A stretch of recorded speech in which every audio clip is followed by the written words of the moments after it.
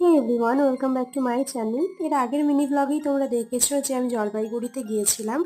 তো ওখান থেকে আমরা পরের দিন সকাল সকাল উঠে চলে যাই মালবাজার হনুমান মন্দিরে পুজো দিতে। আর সেদিন ছিল শনিবার। আর আমরা অনেক সকাল সকাল বেরিয়েছিলাম, অনেকেই গিয়েছিলাম, টোটাল 7 জন মিলে। আর এই হলো মন্দির। এর আগে আমি কখনো আসিনি, অনেক দিনের ইচ্ছা ছিল। আর মন্দিরটা এতটা সুন্দর আমি ভাবতেই পারিনি। তো আমরা পুজো দিয়ে এখানে প্রসাদ নিয়েছিলাম। আর ভিতরে একদমই ক্যামেরা অ্যালাউ নেই, বাইরেটাতেই অ্যালাউ আছে। ওখানে মহাদেবের মাথায় জলও ঢেলেছি আমরা।